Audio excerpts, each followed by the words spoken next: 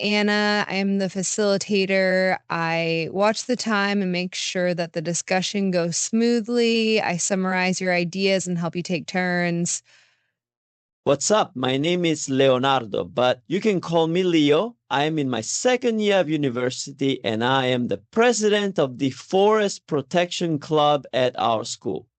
Hi, I'm Maya. I am from Japan, but I go to school in Romania now. I am a member of the Student Climate Group on our campus. Nice to meet you. My name is Jun Takemoto. My parents are Japanese, but I grew up in Brazil. I am not a student now. I am taking a gap year and working with the Animal Conservation Society.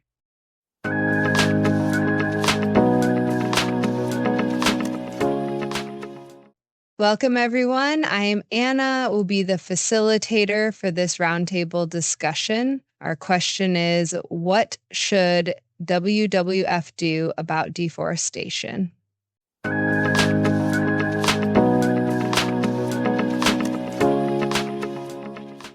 Let's think about the impacts and causes. Can anyone start? Sure, I think the biggest cause is that companies cut down trees to farm crops and raise cattle. In my country, such companies cut down forests because of palm oil. What do you mean? Companies cut down the natural forest so they can grow palm trees. After they grow these trees, the companies make palm oil. That's terrible. Yes, but many people use palm oil for cooking. Some companies also use palm oil and make cosmetics such as lipstick and foundation. The natural forest is destroyed. But that is not all. Is there more? Yes, many people love to eat beef, but raising cattle takes up a lot of space. Companies cut down forests so they can have space to raise more cattle. I think WWF should tell companies to stop. Thank you, Leo. So you want to stop companies because they cut down many trees for those reasons. Is that right? Yes, that's right. Maya, what do you think? I agree, it's a big problem, but I think the main reason for deforestation is poverty. How is poverty connected to deforestation? People in poverty don't have enough food or money. They sometimes sell their land. When people sell land to companies, they can get money. After the company buys the land, they cut down the forest. These companies probably grow palm trees or raise cattle.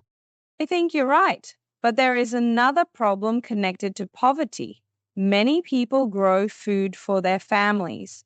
Growing food takes a lot of space, so families in poverty cut down forests. After they cut down the forest, they grow more food. Then those families grow food and sell it, or they sell their land.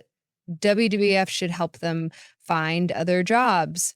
I get it. If people get jobs, they will stop cutting down the trees.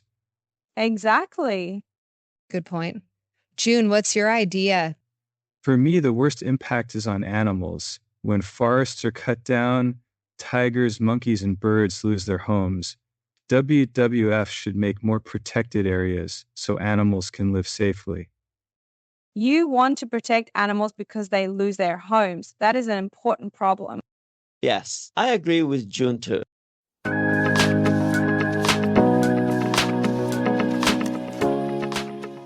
Thank you all for sharing the causes and impacts of this problem. Now let's share our ideas for a solution. Where should we start? Protect the animals is important. However, if we don't stop companies, animals will still lose their homes. So we must start with the companies. I understand, but it's difficult to fight big companies. If WWF helps farmers, they don't need to sell land to companies. That is more realistic. That's true, but sometimes farmers and companies both cut trees. We need action at both levels. Interesting. We need to stop companies, but we also need to support people living in poverty. Maybe we should think about the first step.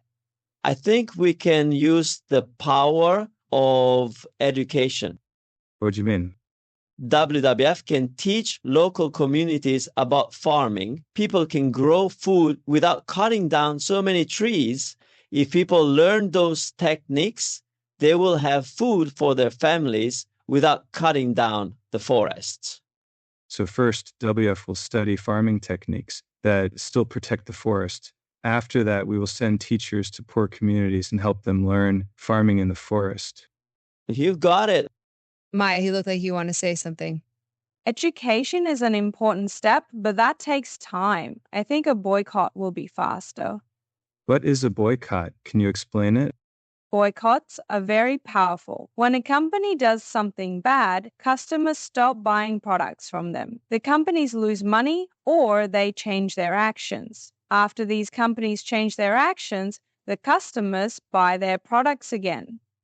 So WWF can start boycotts to stop people buying products from companies that destroy forests. Like, if people don't buy, companies will change. Education and boycotts are good, but animals are dying now. I think WWF must also make new protected zones quickly. Animals can live in the protected zones, but companies and people cannot cut down the forests.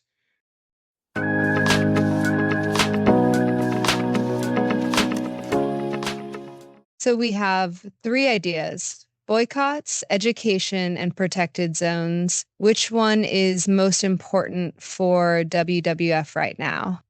I vote for education because if people understand, they will not cut so much. I still think boycotts against companies are most important.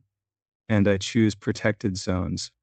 Okay, we have different opinions. Can we find consensus together? Maybe we can mix them. WWF can start with education and also protect animals. At the same time, we can send letters to companies. In the letter, we will tell them about our plan to start a boycott. The companies might change before we even start the boycott. Yes, that's a good combination. Excellent. So, our final recommendation is WWF should first educate local communities and make protected zones for animals, and at the same time, write letters about the boycott to companies. Does everyone agree? Yes, we agree. Anna, great. Then our recommendation for WWF is educate communities, protect animals, and campaign against companies. Thank you, everyone.